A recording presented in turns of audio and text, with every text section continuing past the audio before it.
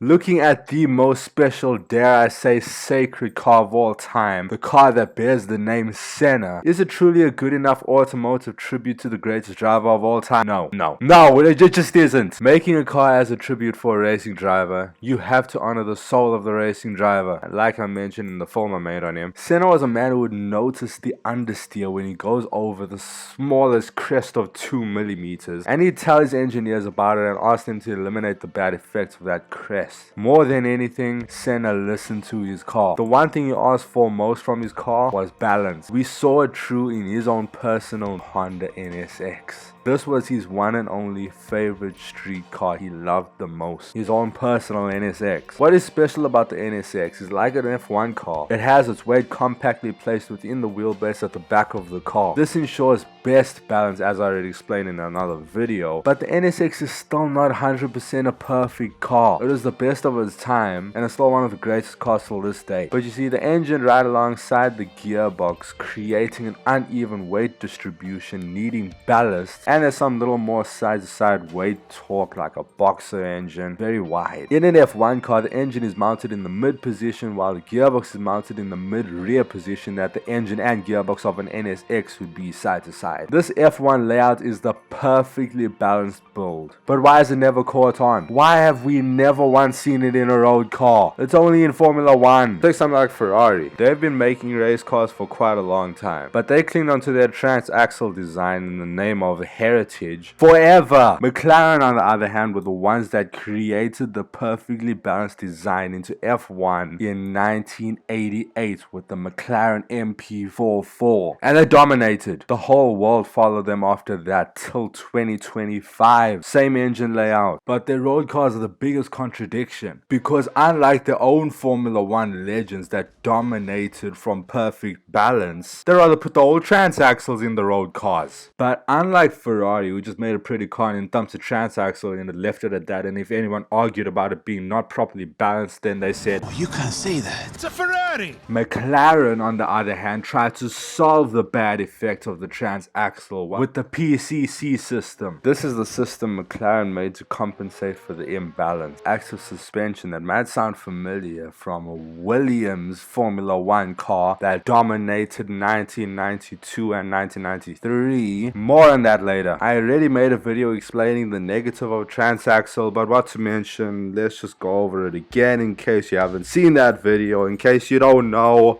First of many problems, the transaxle on exit of a corner would create a pendulum effect, pulling the weight excessively rearward, causing understeer. The rear axle becomes the pivot of a seesaw of an arguing engine and gearbox. Kind of reminds me of Enzo and his wife, you know, the one that tried to shoot him. This in a Ferrari would happen mechanically, and you'd feel it and compensate for it. In a McLaren, the car virtually balances the understeer for you. It has a smart suspension and differential system built around the front axle. We will get to this amazing system of McLaren, but before that we need to go down another rabbit hole. The truth is, this amazing differential and suspension system that McLaren made is not a new thing. It was there back in 1993, and I know what you might be thinking, oh, they copied Williams. No, they didn't. Yes, they did. You see, back in 1992, McLaren was absolutely molested by Williams. In 1993, McLaren went rogue, said they had enough, and they made their own active suspension system to battle against the dominating Williams. It was in the Mclaren MP4-8, my personal favorite race car of all time. But in all truth, the McLaren system was nothing nearly close to the Williams active suspension system.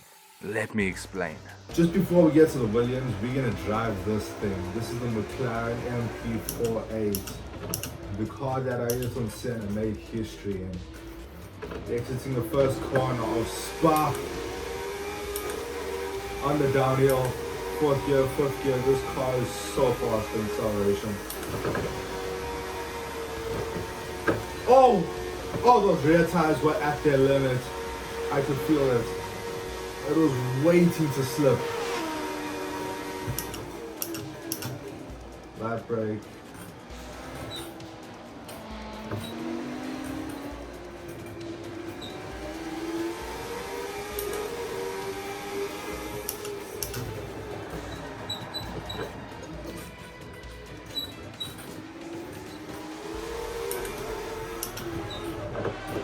The trail braking is so fun.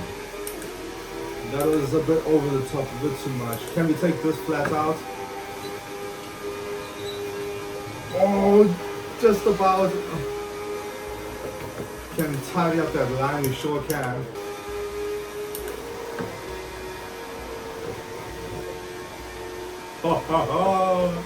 That was a much better line through Eau Rouge. The brake bias is good. If I want a little bit of rotation, a little more, a little less. If I just want to decelerate, well, it's just such a well-balanced, good car. This is a proper race car. I love it. I feel like I would want a little more front end though. Flat out. We did it! We did it.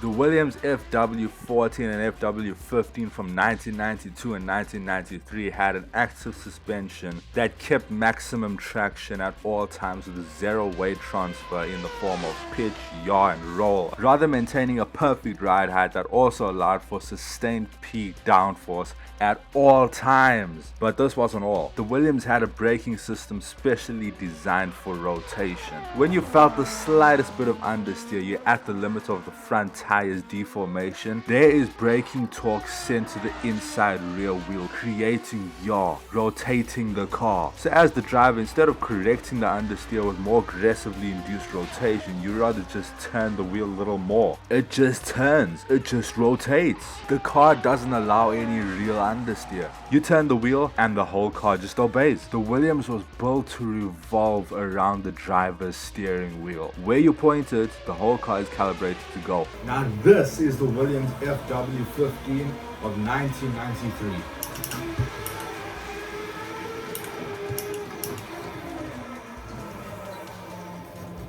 Wow, the turning is seamless. I can't feel any weight transfer. Eau Rouge, what can it do here? Oh my word! Oh! Oh, that was effortless. The car just darted in 305 kilometers per hour.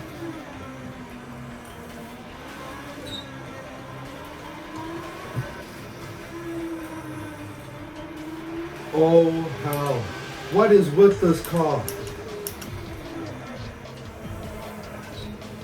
What is with this car? It's just turning. It's just cornering. Where's the limit? I understeered a little bit there, intentionally, went over the limit. It just turned. No! No! What? What is going on? Hold on. What just happened? You know, I got a cigarette. I do not smoke. That was a joke. We're going again. Let's try to do a full lap this time if possible.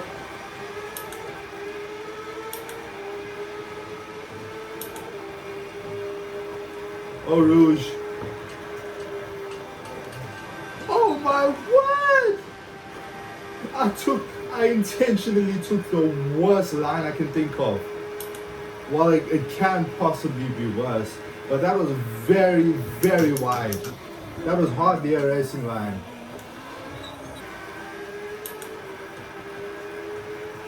Let's do it. Come on.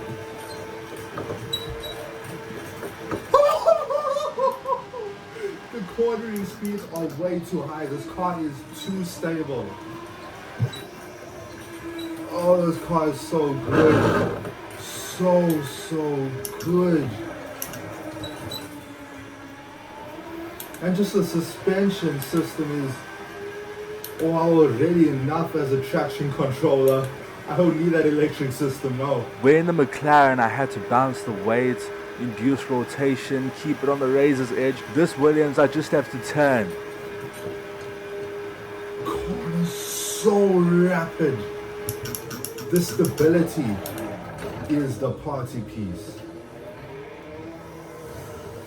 Into the chicane very fast. That was an overspeed. The power is immense. The power is very, very, very big. One more time through Eau Rouge. I have to go through Eau Rouge again. We have to petrol heads. We just have to.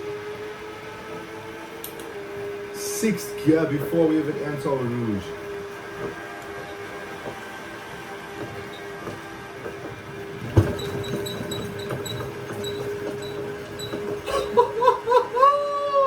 The Mclaren MP4 from 1993 didn't have anything like this. All it had was a drag reduction system controlled by suspension. It was a tag electronic system that had a map of the track installed into it. The car knew when she was on a straight and would slam the ride height down, stalling the diffuser and wings to reduce drag and gain more speed. Then approaching a corner, the ride height would lift, bring the car back to optimal ride height for downforce. The truth is that it was more precise, more advanced and faster than the Williams system. But all it did was change ride height for straights and corners. There was conventional weight transfer. You could understeer, you could oversteer. The driver had to induce rotation. Due to the map of the track that was installed, the car also knew when to shift gears. But the McLaren never had anything like the Williams active suspension system. It should have rather been called downforce stall. But still, it is my favorite race car of all time. And then in 2010 we saw it from McLaren, a bombshell. Their new McLaren MP4 12C road car with a reborn active suspension directly inspired by the lethal dominating Williams. This is it. Launched 1 year after the Ferrari 458. It has the active suspension. It has the rotation braking system. Specially designed McLaren fluid anti-roll bars to allow as little roll as possible, almost none, while still being able to absorb bumps, unlike normal anti-roll bars. Although there was a little bit of weight transfer allowed, it wasn't completely stiff. But this McLaren 720S by a long shot is probably the best McLaren I've ever driven on simulation. Oh man, so light on her feet. The most beautiful thing to drive. For a transaxle car, this is probably the most balanced. And the system is so smart. Look at that, our understeering, the thing is just cornering.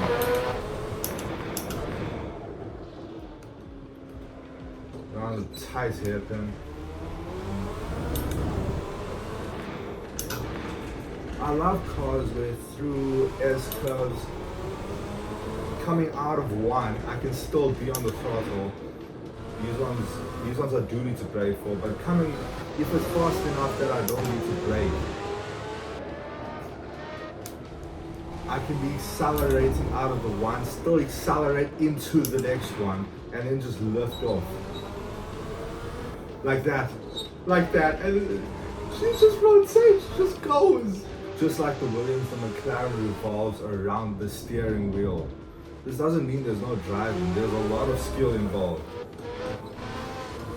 And to be fair to the McLaren, long sweeping corners are probably the biggest party piece. I was slipping the rear tires through a long sweeping left handle, but you don't need to.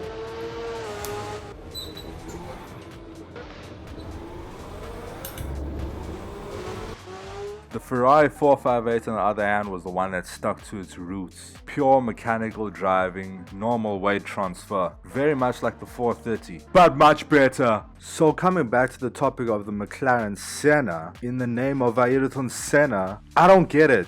McLaren took the electronic system from their rivals, Senna's biggest rival in fact, and put it the main name of the lineage of McLaren next to V8. But okay, let's just look past all of this. I mean, in the end, it's all in the name of performance. We want to go the fastest. Oh really? Do you? Do you, McLaren? Convince me! They came this far in the making of the McLaren Senna, this close to making a perfect car. Why do they consistently fall short with their gearboxes? Why does it still have Jackie Stewart's transaxle? Okay, hold on for a second. I see something. Oh yes, that's it. Oh yes, he's done it. Finally, there's a rightly built mid-engine car. No, but it has four-wheel drive. Oh my balls. This is basically like the battle of the old NSX and the new NSX. Downright depressing evolution. Okay, fine. Let's not be so hard on the AMG one. But why are things like this? Okay, let's come back to reality. All the excuses you'd find are all rubbish. One to think of is packaging. Hard to make car with a Formula 1 engine and gearbox layout. That's bollocks. The only reason your McLaren 720S has a mid-rear mounted engine with a transaxle sticking out of its ass is because it's safe. Yeah, that's the reason. Oh, but you just explained how a transaxle car is hard to drive. It gives snap understeer. A perfectly balanced car, Formula 1, is so hard to drive that companies can't make them for the general public. Let me explain. I do suggest you go and check out the video I made on the NSX thrashing the Ferrari 296 and then come back to this one, watch it all over again. But anyway, let's carry on. In the Ferrari, the weight is just in front, on top, and behind the rear wheels. On exit, when you accelerate, yes, we talked about the bad effects of the transaxle giving understeer and acceleration, but let's think about that for a sec. Yes, the front is lifted off the ground to understeer, but the engine being so close to the rear wheels and the transaxle's weight transfer effect nails those rear tires into the road like a Porsche during braking. It is planted. This 355 challenge car, it feels like a Lancia Delta Integrale EVA out of the corner. Trail brake, you got rotation. Even think of touching the throttle and the rear is planted. This Porsche 981i tuned in Assetto Corsa to have the balance of an F1 car. Engine is further forward, gearbox is further forward. We should be able to handle a little Porsche with no more than 2 horsepower, yes? This Porsche is extremely underpowered. It's a Cayman. This car is more twitchy than James May's OCD on exit. Not just on exit, entry, anything. Driving a car like, let's take some gent who doesn't know anything about cars, doesn't like cars, from a normal world, totally normal guy. He drives an SUV. There's no technique, there's no trail braking, no such thing in his driving. The front wheels will be the only things turning his car. He only uses the steering wheel. The throttle is move forward, the brake is stop. Since the front tires are the only things turning the car, this makes the center of rotation the rear differential, because nothing else is rotating. Now in a Porsche, this will work perfectly fine, because the weightful engine doesn't produce any weight torque, since it is right there at the rear differential. You're not supposed to drift a Porsche. Real racing drivers' rotational techniques are made to move the center of rotation, the pivot of rotation, to the center weight in the car that is naturally unbalanced. What is a naturally unbalanced center weight? Well, that would be when the engine is not at the rear differential. If the engine is at the front, well, then you want to drift a little. I go into far more detail than this in another video, in another series actually. Do you get my point? The pivot of rotation, as we know, should be the engine. A Ferrari is slightly less balanced than a Porsche, needing very, very minute forward moving of the center of rotation. Trail brake will be enough.